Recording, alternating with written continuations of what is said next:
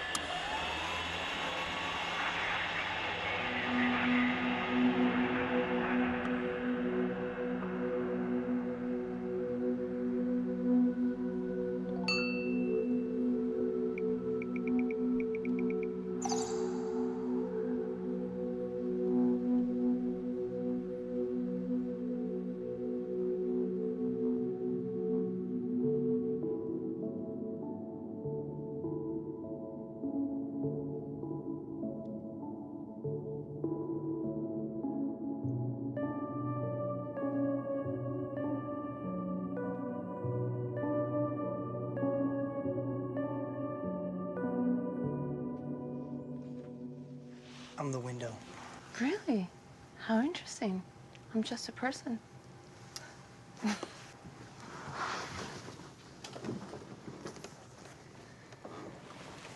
I try to be transparent with the people I meet. It worked. I see right through you. Big fan. Thank you. Oh my God, it's really him. What's going on? I know. It's like they've never seen a window before. Are you famous or something? Define famous. Do people know you? You don't know me. I don't count. Then what's the point?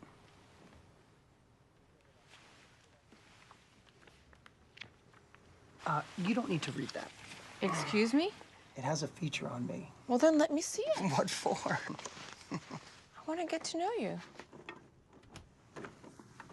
What do you want to know?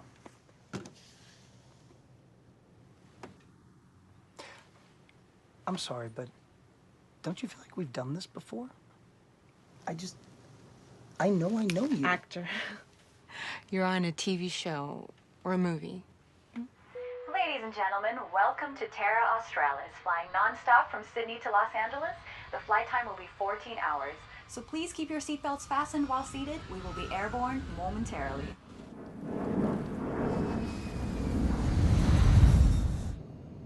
In pediatrics, I work 80 hours a week, and that's pretty much my life. Way to downplay saving the lives of little children. No, I love my job. I've been wanting to be a doctor since I was 5. We were in a playground when one of the other kids fell out the merry-go-round and hit his head. There's blood gushing everywhere. This nanny, she was from Botswana. She pulled out a sewing kit from her bag and she stitched the boy right up. Turns out she was a surgeon in her country. Something about that just stuck with me.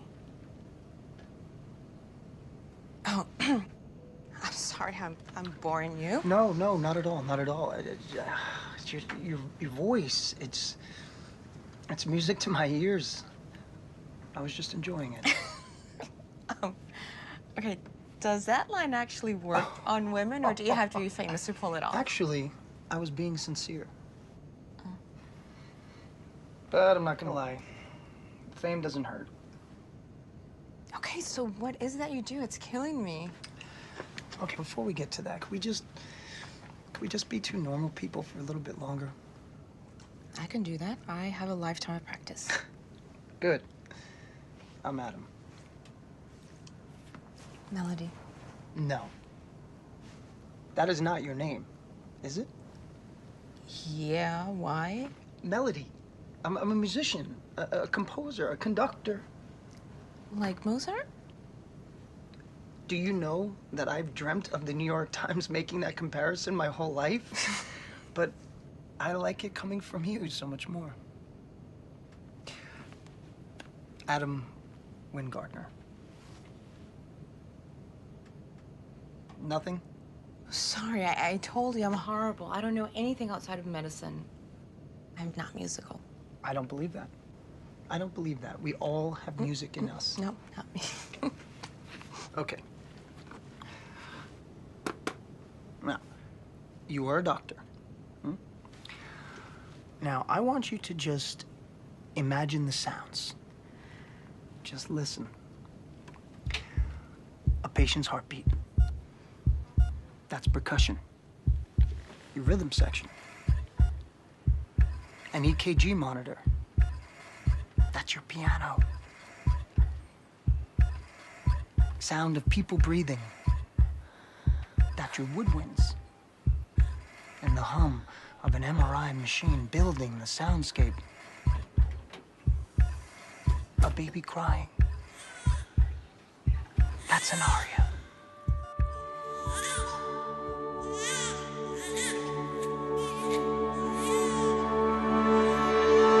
So sorry to disturb you, Maestro, but would you mind signing this for the captain?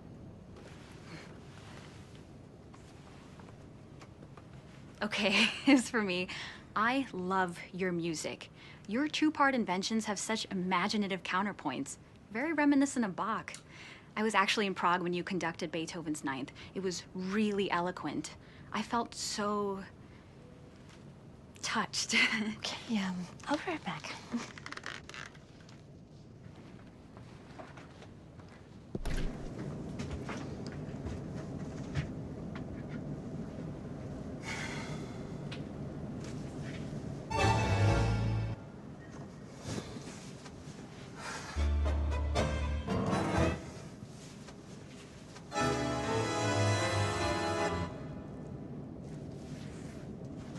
I my love your pleasure. music. Thank you so much. Oh, sure. Selfie with you. Thank you.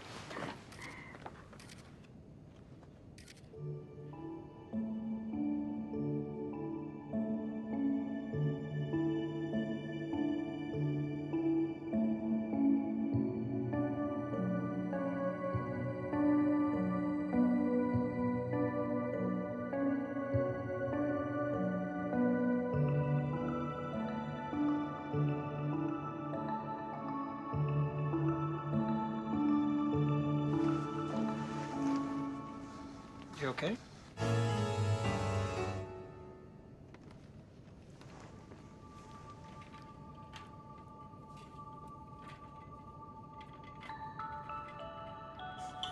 I got a good one for you. Best first date. Oh, well, this isn't too bad. I mean, for a window, that is.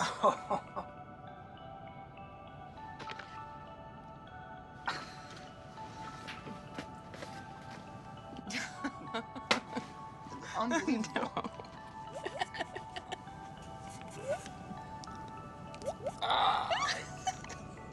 Again. Do you have a favorite symphony? I'm hearing one right now.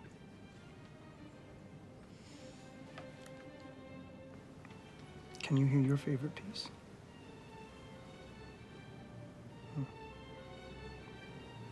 You will. When it happens. And what happens?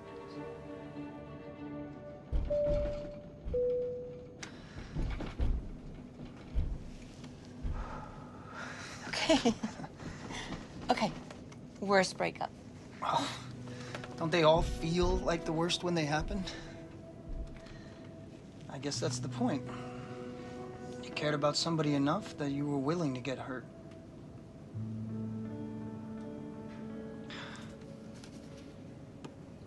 We are passing the international date line. We left Sydney on a Friday evening, and we're going to be arriving in LA on a Friday morning. You know what that means, right? This moment, what we're saying and doing, it never happened.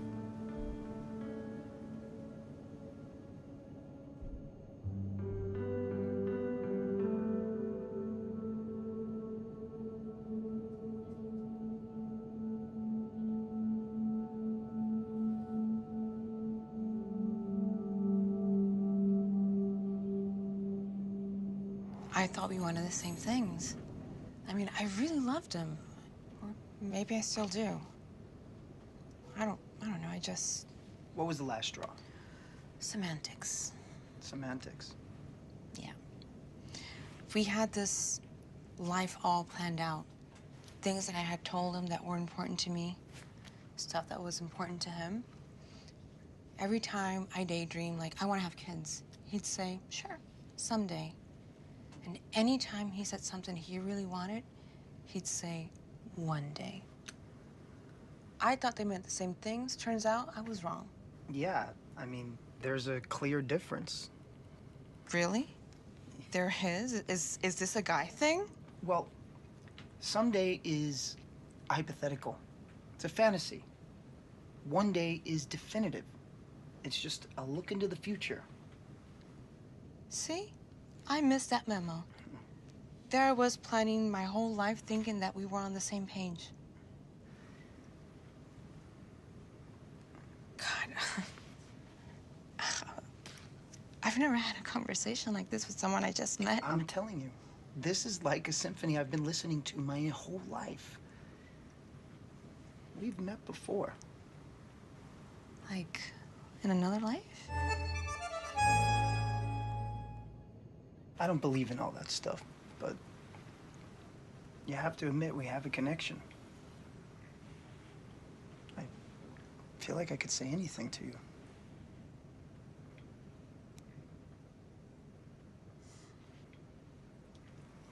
Well, maybe it's just so easy because we know we'll never see each other again. Never is a very long time. Good thing I'm patient. Mono no aware. Do you know what that means?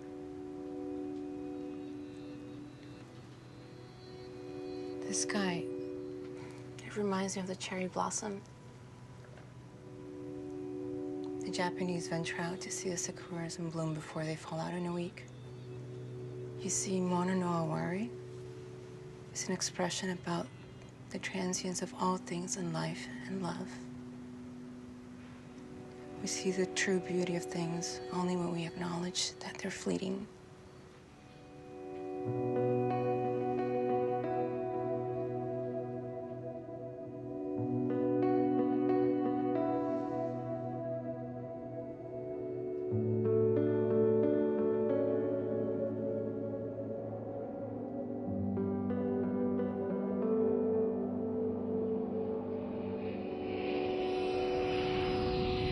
On behalf of the crew, we would like to welcome you to sunny Los Angeles. You may now make and receive calls, as well as use all data services on your handheld electronic devices. It has been our pleasure to serve you.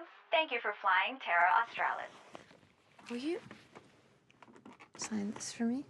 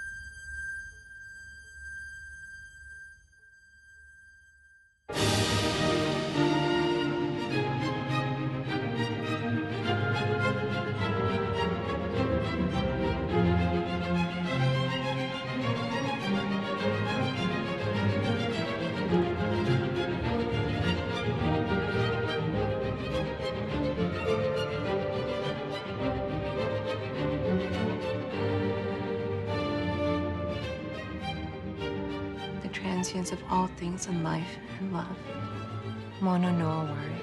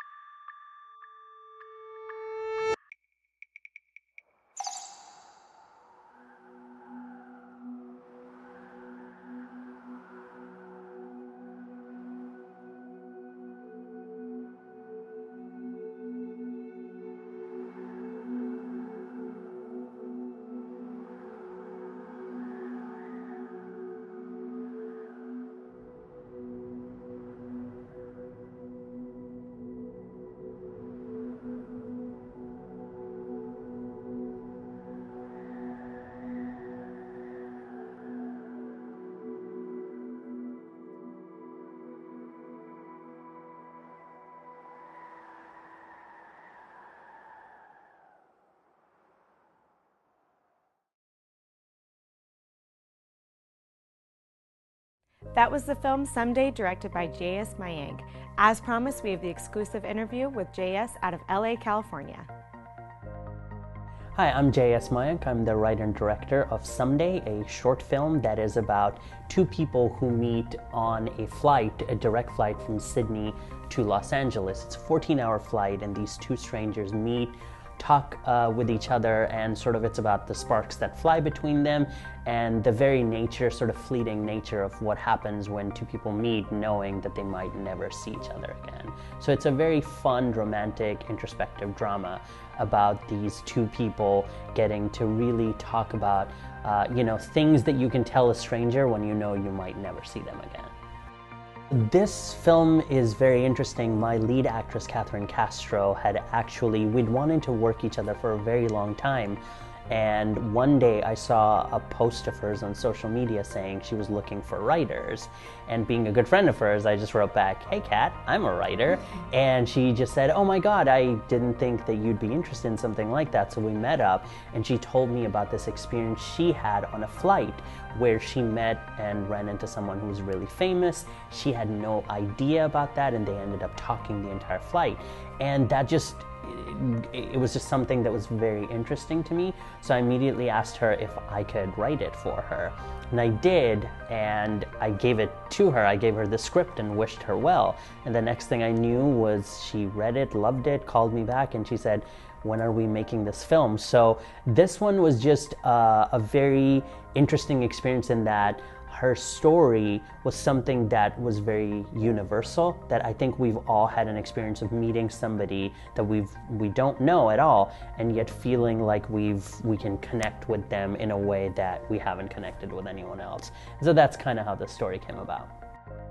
The great thing about Kat was that she was an incredible producer who brought an entire team together, and yet when we were on set, she was the actress. She just became the character of Melody that I created, which is also happens to have a lot of parts of her and yet is very different from her. So it was very interesting seeing her become this person. And the polar opposite to her is Chris Santos, who plays Adam. And even both these actors, their acting styles are so different because Chris wanted to come and talk to me about every take and look at his performance and sort of see what he could tweak. And there were times where I had to beg Kat, like, "Hey, look how amazing this slow motion shot looks. Can you please come and look at it?" And she was just like, "No, if you're happy, then I don't need to look at anything." So it was a lot of fun working with both of them, and especially the chemistry between these two characters was incredibly important. So I was so happy that they not only got along, but there's a sequence that there's a Argentine tango that the both of these have to do. And so in the preparation for it, they had to spend a lot of time together training for that. And I think that just really built the chemistry in an incredible way. And so I was incredibly blessed to have both of these actors working with me, and I'd do it again in a heartbeat. We actually ended up filming on a plane set that has actually been used in a lot of famous shows and movies. When we were there, this was the same plane used for Lost. Wolf of Wall Street, an episode of Grey's Anatomy, and it was really interesting. We were able to go in and just sort of like move things around and essentially gut the plane. And we wanted to create sort of this experience, and so we had it, you know, sort of like a luxury, like a first class end of it. The challenge was trying to set an entire movie on a plane and not have people get bored by how it looked. So it was a lot of planning in terms of our color design, in terms of our camera movements to keep things dynamic, and through our lighting to show the progression of time, that we start in the evening and then by the time they land it's morning. So there were a lot of like very technical things that we had to do even mid-flight, and at a certain point we had this elaborate whole section where for turbulence they had these mechanized things that they would play and put on, and it was taking too long to set up. And I just looked at my cinematographer and I said, just shake the camera. And he was like, really? I was like, yeah, let's just do it. And we did it. It gives the perfect illusion and everybody thinks it's turbulence. We just add a little bit of sound effects and that's how it works. So sometimes, you know, you can work on a really hi-fi set with all these incredible things, but sometimes it just comes down to using good old-fashioned filmmaking and trickery to come up with it. But working on a stage in a controlled environment was a lot of fun, and yeah, I couldn't have done it without the incredible people at Air Hollywood. In the end of the movie, there's this incredible Argentine tango that my actors do, and what was really sort of fortuitous was we had this whole thing planned, choreographed. We had a location that was just beautiful and amazing. We had planned everything for it, and the day before we were supposed to shoot, our location sort of fell apart. And so we had to just kind of come up with a new whole plan on the fly. And I am not a dancer, so sort of all the plans that the choreographer had done, I was sort of up to the mercy of what they were going to come up with in the moment. So thankfully, one of our producers saved us by finding a warehouse setting. That was the polar opposite of the aesthetic and look that we had originally planned. We show up to the warehouse, and then my cinematographer and I just go, all right, it looks like we're going to wing this. And honestly, it was the most fun experience ever. It's my favorite part of the movie. And I think that just sort of unexpected nature of it took off a lot of pressure, and we all sort of came together as a cast and crew, and we're like, you know what, we're gonna make the best of it. And it turns out it's my favorite part of the movie. So that was really, really interesting for us to just have to roll with the punches, and sometimes those happy accidents are the best things that happen to us. To me, music is an integral part of my process because I think any film starts at the writing process of it, and whenever I'm writing, I have to do so with a playlist, and it's usually a movie score, and so I'm constantly listening to music, different kinds, to figure out what the world is. And on this film in particular, it was really interesting because I actually wrote the script, and I have a composer, Antonio Lepore, who I work with on and off. And he's sort of my de facto composer now. And I gave him the script, and he was so inspired that he wrote a bunch of music. Then we forgot about it. I went and made the movie, then I hired him officially, and we started to do it. And as he's talking about things, I remembered, hey, didn't you write music for this? And I ended up pulling things that he didn't even remember he had written, and that's the score for the movie that he had written to the screenplay. So that's a really interesting part, and I can't imagine any of my movies without the sort of musical influences that go into it. So it's a huge part of my process.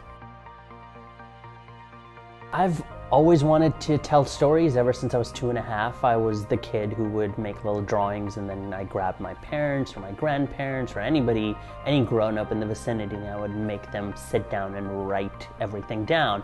And sometimes they would even say things like, well, did you mean to say this? And I was that precocious kid who would say, no, if I meant to say it, I would have said it another way. So I, very early on knew that I always wanted to be a storyteller.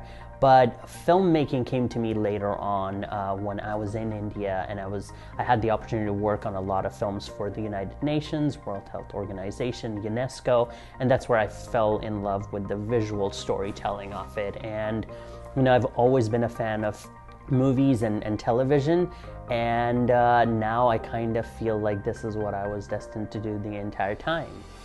Thank you, JS, and thank you all for watching today. For more information on CINETIME, you can visit us at our website.